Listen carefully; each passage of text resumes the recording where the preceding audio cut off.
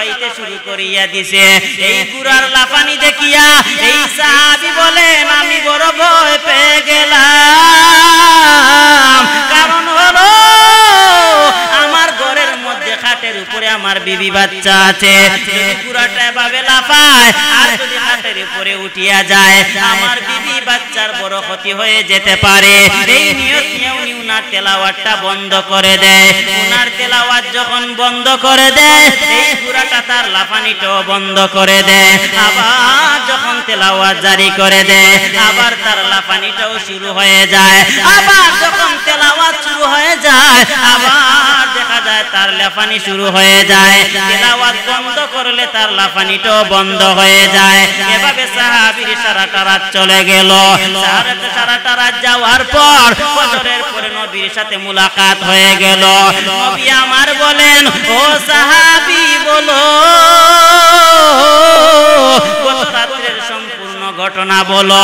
এবার সাহাবী নবীকে বলে নবী আমার আমি ঘরের মধ্যে যখন নাকি আমি তিলাওয়াত জারি করে দিলাম, ঘরের মধ্যে যখন নাকি আমি তিলাওয়াত জারি করে দিলাম, এই তিলাওয়াত চলারত অবস্থায় ঘরের কর্নারের মধ্যে একটা গুড়া বাঁধা ছিল। এই গুড়াটা লাফাইতে শুরু করে দিছে গো নবী।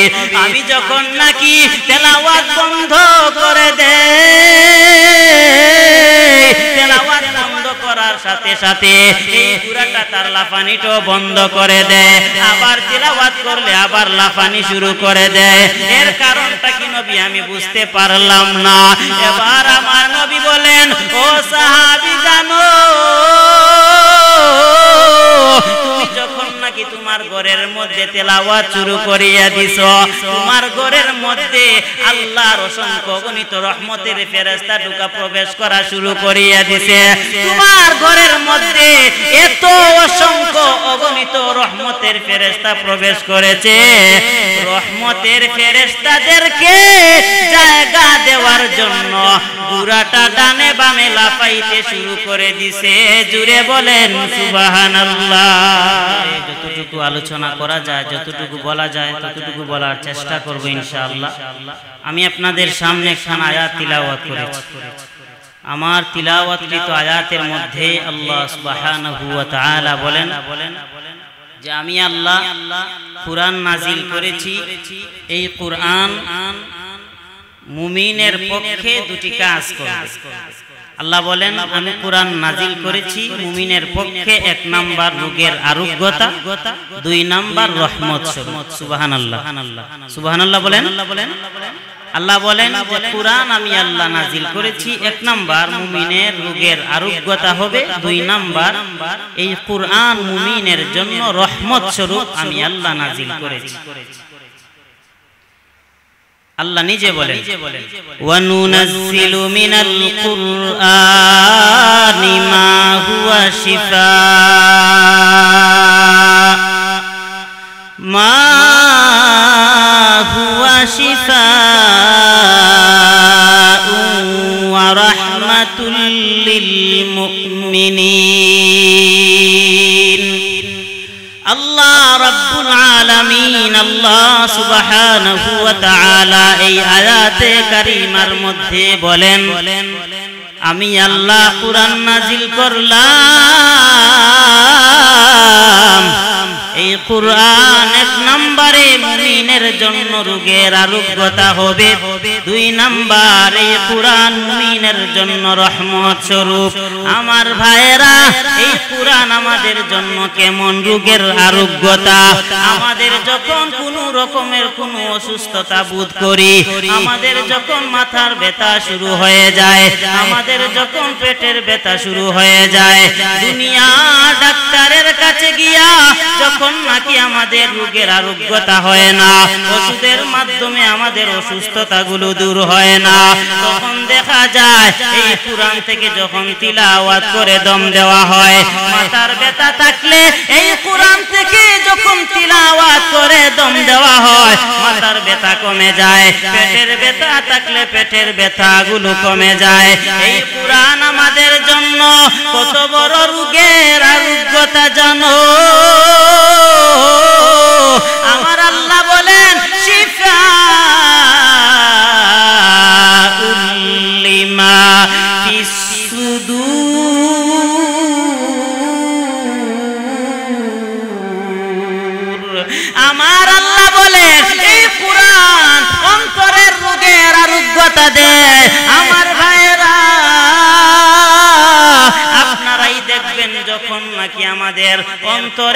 মধ্যে যখন নাকি অশান্তি তৈরি হয়ে যায়, যখন তিলাওয়াত করবেন অন্তরের অশান্তি আল্লাহ দূর করে দেয়।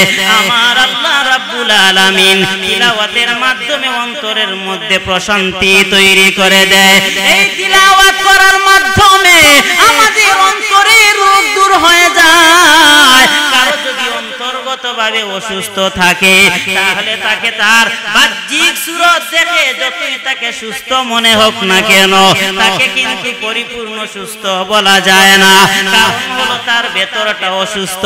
তার ভেতর অসুস্থ থাকার কারণে তার বাহিরটা যত আপনি সুস্থ দেখবেন তার মধ্যে কিন্তু আনন্দ ফিল হবে না, তার মধ্যে কিন্তু আনন্দ প্রকাশ হবে না। এর কারণ হলো তার ভিতরগত অসুস্থ।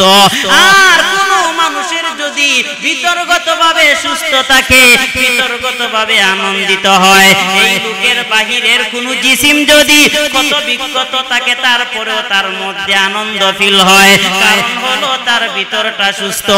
আমার আল্লাহ বলেন এই কোরআনের মাধ্যমে অন্তরের রোগের আরোগ্যতা হয়। এই কোরআনের মাধ্যমে অন্তরের রোগের আরোগ্যতা হয়। এই কোরআন অটোমেটিকলি বাহিরের জিসিমটাও সুস্থ করে দেয়। আওয়াজ করে বলেন না সুবহানাল্লাহ, সুবহানাল্লাহ। এই কোরআন কত দামি কোরআন!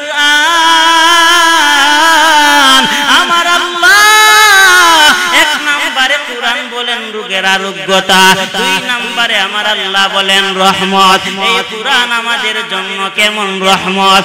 একদম মাথা থেকে নিয়ে একদম পা পর্যন্ত সম্পূর্ণ বডির জন্য কোরআন আমাদের জন্য রহমত। এই কোরআন দিয়া যেই জবান দিয়া তুমি কোরআন পড়বা এই জবানটা পর্যন্ত নুরানি জবান হয়ে যাবে। এই চোখ দিয়া তাকায়া তাকায়া কোরআনটা পড়বা এই চক্ষুটা পর্যন্ত দামি হয়ে যাবে। তুমি এই কোরআনটা যেই হাত দিয়া জড়াইবা এই হাতটা পর্যন্ত দামি হয়ে যাবে। এই সিনার মধ্যে তুমি কোরআনটা রাখবা এই সিনাটা পর্যন্ত আলোকিত হয়ে যাবে। এই সিনাটা পর্যন্ত নূরে নূরান্বিত হয়ে যাবে। এই সিনাকে কখনো জাহান্নামের আগুন স্পর্শ করতে পারবে না। তুমি যেই পা দিয়া হাঁটিয়া হাঁটিয়া কোরআন পড়তে যাইবা এই পাটা পর্যন্ত তোমার পক্ষে সুপারিশ করবে। কারণ হলো কিয়ামতের ময়দান, তখন তোমার জবান কথা বলবে না, তখন তোমার হাত কথা বলবে, তখন তোমার পা সাক্ষী দিতে থাকবে। আমার আল্লাহ এই কথাই সূরা ইয়াসিনের মধ্যে আমার আল্লাহ বলেন আল ইয়াউমা নাখতিমু আলা আফওয়াহিহিম ওয়া তুকাল্লিমুনা আইদিহিম ওয়া তাশহাদু আরজুলুহুম বিমা কানু ইয়াকসিবুন। সুবহানাল্লাহ। আমার ভাইরা, আমার আল্লাহ রাব্বুল আলামিন বলেন এই কোরআন যখন তুমি পড়ার জন্য পা দিয়ে হাঁটিয়া হাঁটিয়া যাইবা এই পাটা পর্যন্ত তোমার পক্ষে সুপারিশ করবে।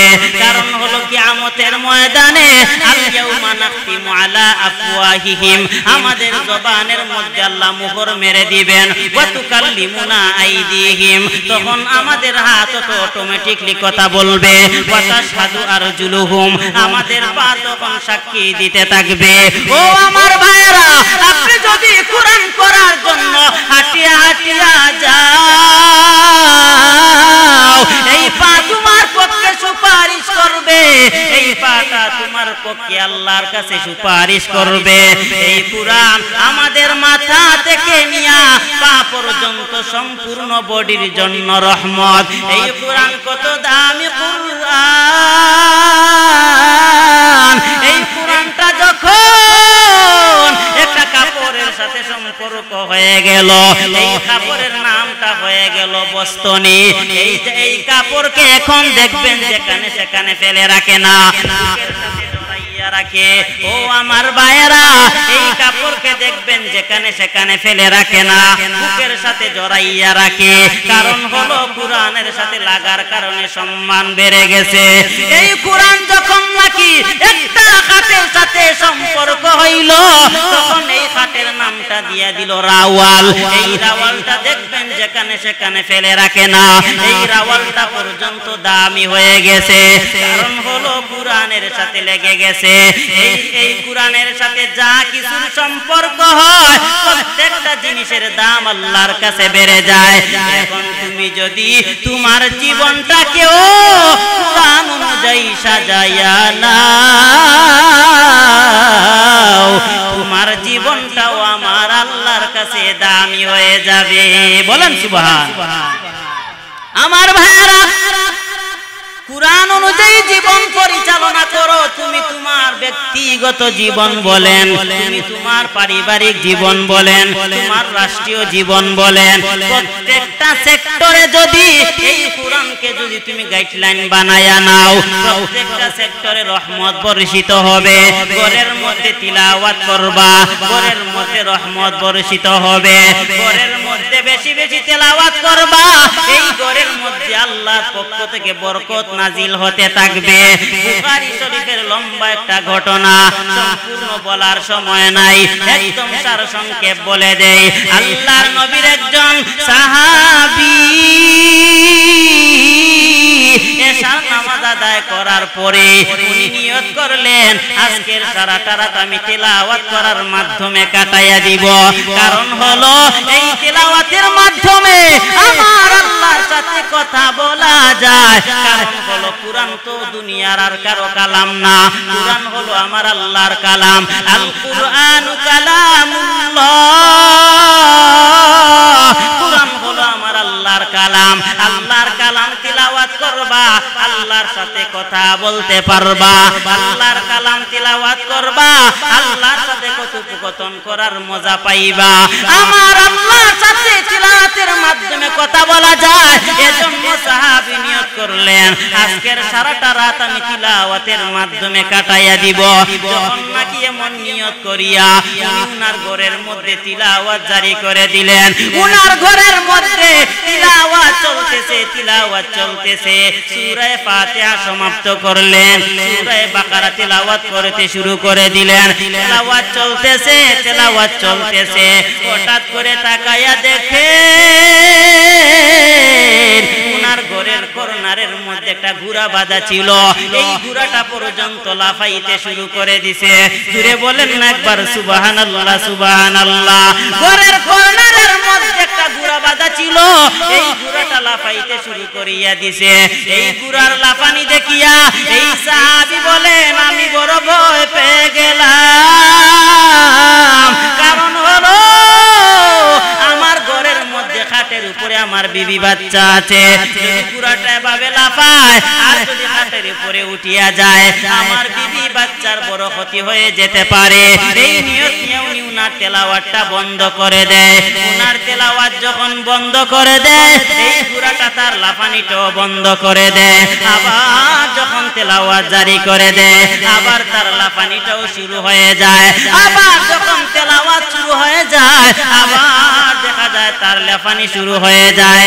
তেলাওয়াত বন্ধ করলে তার লাফানিটাও বন্ধ হয়ে যায়। এভাবে সাহাবীর সারাটা রাত চলে গেল।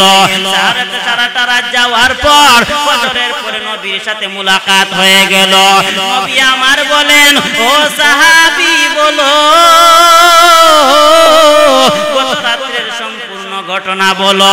এবার সাহাবী নবীকে বলে, নবী আমার, আমি ঘরের মধ্যে যখন নাকি আমি তিলাওয়াত জারি করে দিলাম, ঘরের মধ্যে যখন নাকি আমি তিলাওয়াত জারি করে দিলাম, এই তিলাওয়াত চলারত অবস্থায় ঘরের কর্নারের মধ্যে একটা ঘোড়া বাঁধা ছিল। এই ঘোড়াটা লাফাইতে শুরু করে দিছে গো নবী। আমি যখন নাকি তেলাওয়াত বন্ধ করে দেই, তেলাওয়াত বন্ধ করার সাথে সাথে এই ঘোড়াটা তার লাফানিটাও বন্ধ করে দেয়। আবার তিলাওয়াত করলে আবার লাফানি শুরু করে দেয়। এর কারণটা কি নবী আমি বুঝতে পারলাম না। এবার আমার নবী বলেন, ও সাহাবী জানো, তুমি যখন তোমার ঘরের মধ্যে তেলাওয়াত শুরু করিয়া দিছো, তোমার ঘরের মধ্যে আল্লাহর অসংখ্য অগণিত রহমতের ফেরেশতা ঢুকা প্রবেশ করা শুরু করিয়া দিছে, তোমার ঘরের মধ্যে এত অসংখ্য অগণিত রহমতের ফেরেশতা প্রবেশ করেছে, রহমতের ফেরেশতাদেরকে জায়গা দেওয়ার জন্য বুড়াটা ডানে বামে লাফাইতে শুরু করে দিছে। জুড়ে বলেন সুবহানাল্লাহ। আপনাদের কি আওয়াজ নাই? যত আওয়াজ আছে সব আওয়াজ একদম উজাড় করে জুড়ে বলেন সুবহানাল্লাহ। আমার ভাইরা, তাহলে এই তিলাওয়াতের মাধ্যমে ঘরের মধ্যে রহমত বর্ষিত হয়। এখানে আমরা যারা আছি কেবল মাত্র মাদ্রাসার মধ্যে যখন আসলাম তিলাওয়াত করলাম, বাড়িতে চলে গেলাম আর তিলাওয়াত করলাম না, বন্ধ করে দিলাম, এটা হবে না, এটা চলবে না। ঘরের মধ্যেও তিলাওয়াত করতে হবে। নিজের মাকে বলতে হবে, মা ঘরের মধ্যে আপনি তিলাওয়াত করেন। স্বামী যারা আছেন স্ত্রীকে বলতে হবে, আমার স্ত্রী ঘরের মধ্যে তিলাওয়াত করো। এভাবে বড় ভাইরা ছোট ভাইদেরকে বলতে হবে, বাবারা তার সন্তানকে বলতে হবে, ঘরের মধ্যে তিলাওয়াত জারি করতে হবে। কেবলমাত্র এই কুরআনটা ঘরের মধ্যে কাঠের উপরে বুঝাই করে রাখলে চলবে না। এই কুরআনটা ঘরের মধ্যে বুঝাই করে রাখার জিনিস না। এই কুরআন ঘরের মধ্যে থাকবে, ঘরের মধ্যে তিলাওয়াত চলবে, ঘরের মধ্যে আল্লাহর পক্ষ থেকে রহমত বর্ষিত হবে, ঘরের মধ্যে বরকত বর্ষিত হবে। ঘরের মধ্যে তিলাওয়াত চলবে না, ওই ঘরের মধ্যে রহমত আসবে না, ঘরের মধ্যে বরকত নাজিল হবে না। এজন্য ঘরের মধ্যে তিলাওয়াত জারি করিয়া দাও। এই তিলাওয়াতের মধ্যে কত সওয়াব রে ভাই! তুমি যদি এই কালাম থেকে একটা মাত্র হরফ কেবল উচ্চারণ করো, আমার নবী বলেন একটা হরফ উচ্চারণ করতে দেরি হবে, আমার আল্লাহ একটা হরফে 10টা সওয়াব দিতে দেরি করবে না। জুড়ে বলেন সুবহানাল্লাহ। আমার নবী বলেন, মান ক্বারা হারফাম মিন কিতাবিল্লাহ, আমার নবী বলেন যে ব্যক্তি আল্লাহর কালাম থেকে একটা মাত্র হরফ পড়বে, ফালাহু বিহি হাসানা, আমার নবী বলেন তাকে একটা সওয়াব দেওয়া হবে। ওয়াল হাসানাতু বিআশরি আমসালিহা, এক একটা সওয়াব 10টা সওয়াবের সমপরিমাণ। একটা সওয়াবকে বাড়াইয়া আমার আল্লাহ 10টা সওয়াবে পরিণত করবেন। এরপরে আমার নবী বলেন, লা আকুলু, আমি নবী ওই কথা বলি নাই, আলিফ লাম মিম হরফুন, আমার নবী বলেন আলিফ লাম মিম এই 3টা হরফ মিলে একটা হরফ, এই কথা আমি নবী বলি নাই। বাল বরংস আকুলু, আমি নবী বলি আলিফুন হরফুন, লামুন হরফুন, মিমুন হরফুন। আমার নবী বলেন আলিফ একটা অক্ষর, লাম একটা অক্ষর, মিম একটা অক্ষর। এর অর্থ হলো এই 3টা অক্ষর পড়বা, এই 3টা অক্ষর পড়তে দেরি হবে, 3 10 30টা নেকি আমলনামায় দিতে আমার আল্লাহ দেরি করবে না। জুড়ে জুড়ে বলেন সুবহানাল্লাহ। আমার ভাইরা, তাহলে তিলাওয়াত করো, একটা মাত্র হরফ পড়লে যদি 10টা নেকি পাওয়া যায়, তাহলে এক একটা আয়াত তেলাওয়াত করলে কেমন সওয়াব পাইবা, একটা পৃষ্ঠা তেলাওয়াত করলে কেমন সওয়াব পাইবা, একটা পারা তেলাওয়াত করলে কেমন সওয়াব পাইবা রে ভাই।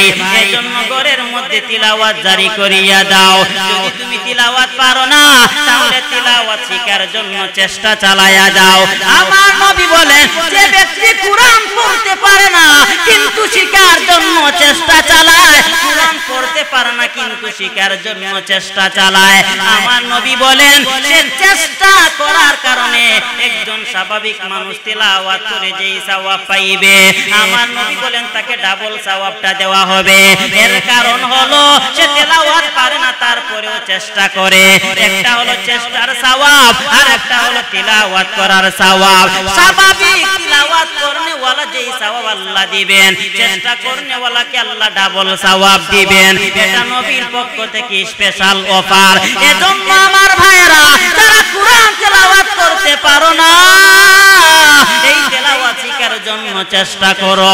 একজন হাফিজের দ্বারস্থ দ্বারস্থ হও, একজন আলিমের দ্বারস্থ হও, একজন মসজিদের ইমামের দ্বারস্থ হও, একজন মুয়াজ্জিনের দ্বারস্থ হও, যে কোনো একজনের দ্বারস্থ হইয়া তুমি তোমার তেলাওয়াতটাকে সহি শুদ্ধ করার চেষ্টা চালায়া যাও। তোমার তেলাওয়াতটাকে শুদ্ধ করার চেষ্টা তুমি চালাইবা।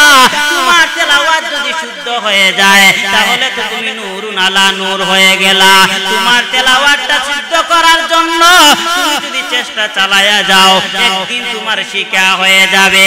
আর পারি না বললে চলবে না, অবশ্যই পারার জন্য চেষ্টা করতে হবে। তাছাড়া আমার আল্লাহ তো বলেন নাই রে বান্দা তুই কুরআনের শুরু থেকে নিয়া একদম আলহামদুলিল্লাহ শুরু থেকে নিয়া মিনাল জিন্নাতি ওয়ান নাস পর্যন্ত ধারাবাহিকভাবে পড়তে হবে, এই কথা তো আমার আল্লাহ বলেন নাই। বরং আমার আল্লাহ বলেন ফাকরাউ মা তায়াসসারা মিনাল কুরআন।